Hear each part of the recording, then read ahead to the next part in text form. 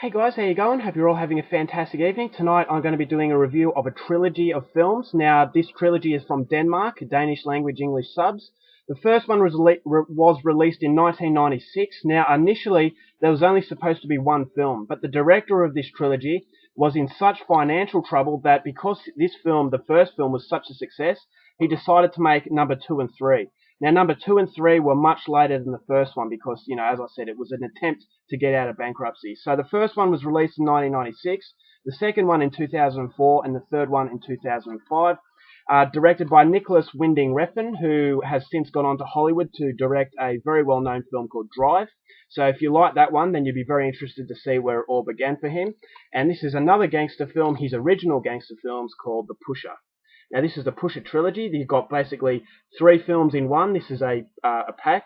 I would highly recommend you get the Australian release because it's also got a documentary basically outlining how Nicholas Winding Refn went about making these films. So I'm going to give you a brief rundown on each story. I'm going to talk about each story, but at the end I'm going to give it an overall score as a trilogy. So basically the stories are as follows. So I'm going to start off with number 1, which is called Pusher. After a failed heroin deal, Frank finds himself hopelessly in debt to Milo, a brutal and ruthless Copenhagen drug dealer. Pusher 2, With Blood on My Hands. Having just been released from prison, Tony discovers that he has a child and a debt to his father, the most vicious gangster in Copenhagen. Pusher 3, I'm the Angel of Death. After many years of heroin abuse, Milo discovers that his position as gangster number 1 in Copenhagen is threatened by the younger, ambitious of Arabs. So the first story centers around Frank. He is the main character, played by Kim Bodnia. Now, Frank has been involved with the underworld of Copenhagen. Now, he's gone to the Serbian mafia, and he knows Milo. Now, I think Milo is played by Zlatko Muric, or something like that. He's a vicious Serbian drug lord, and Frank is a bit of a drug runner for him. Now, Frank has a best friend named Tony, played by Mads Mikkelsen. Tony's a bit of a loser, and they have a falling out, and basically Frank separates himself from Tony, because Tony is too unreliable, and Frank ends up beating him up. So Frank is running these drugs for Milo by himself, and something goes horribly wrong. And basically, Frank has to end up owing Milo a lot of money. And Frank is trying desperately to get this money, but he just can't. And Milo is starting to run out of patience, and Frank's life is in grave danger. Then we've got number 2, which does centre on Tony, Mads Mikkelsen's character. We join him for this tale. It's basically following his life. His father is a vicious criminal, vicious drug lord as well. The most vicious drug lord in Copenhagen. He hates Tony. Everybody really hates Tony. They don't really consider him, he's a bit of a loser. No one takes him seriously, and everyone sees that he's going to let them down. So Tony is kind of depressed, and he wants to make it up to people and make it look like he can cope on his own. To further complicate matters for Tony, he realizes that one of the girls he used to be with is pregnant and has given birth, and now Tony has a child.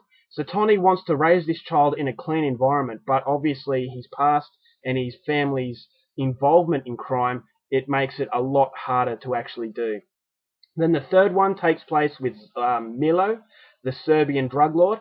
It follows his life. Now, Milo, in the third one, he's getting older, and the other criminals see Milo as getting a bit softer. Because in the first one, he was very vicious, but in the third one, age is catching up to him.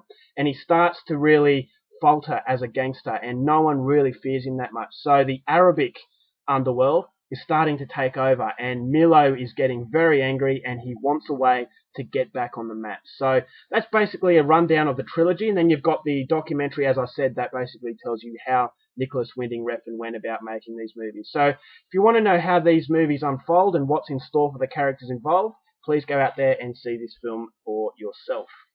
Now, my thoughts on these movies. I really, really like this. Now, I'm not really a gangster film lover. I feel that in Hollywood, they really glorify the lifestyle. They make it seem really cool. Easy money, beautiful women, and to be feared. And I just think it's a very unrealistic portrayal of what is a very repulsive lifestyle. The thing I loved about this movie, nothing is glorified, and Nicholas Winding Refn, he really does show crime for what it is.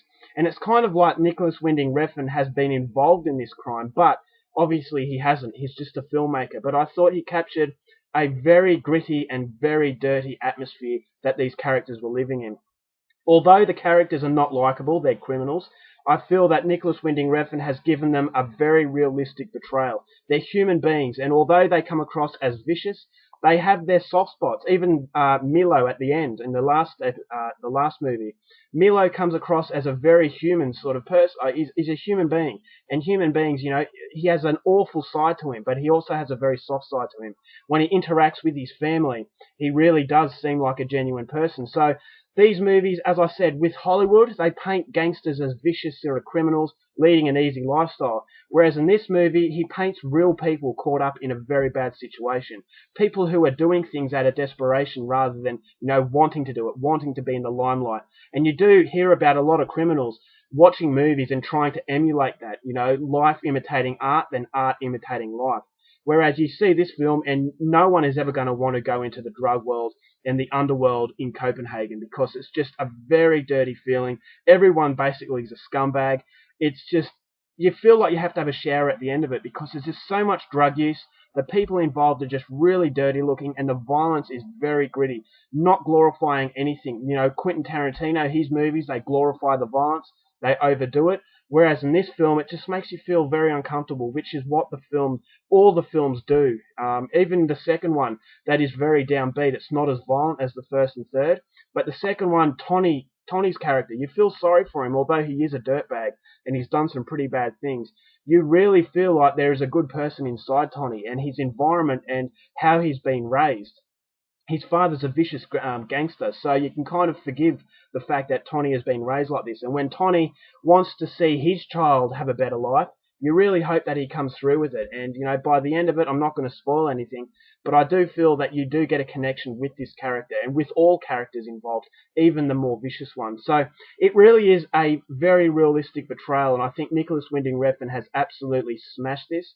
I thought the environment, the cinematography was excellent. It was kind of like a neon lifestyle, kind of like, the dirty sort of seedy strip clubs, where it's kind of, disco-y, sort of very neon and very bright colours, but at the same time very dirty. So the first two films in particular had that sort of feeling, and then the third one had a very sort of laid-back feeling.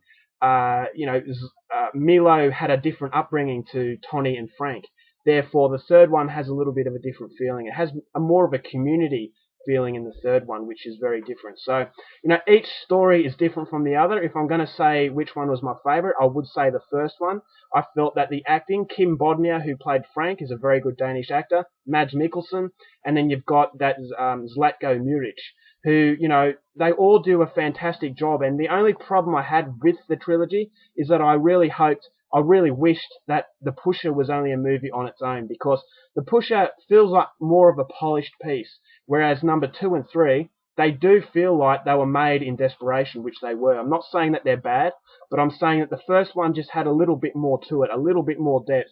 But the second one, having said that, the second one with Mads Mikkelsen did have a lot of depth, and the third one had depth as well. The third one is by far the goriest, the most violent. But if you're after something that is super violent every 2 minutes, then you're going to have to look away, because this one's probably not for you. But if you like your seedy sort of lifestyle of, the gangster life, getting an insight into a different sort of aspect to it, the dirty sort of the back alleys of Copenhagen, this one's definitely for you. But be warned, there is some pretty graphic nudity, and there is some pretty graphic drug use as well, and some violence in there for good measure. So all in all, as a trilogy, I'm giving this 4 out of 5. As far as gangster films are concerned, I think this is one of the better movies out there.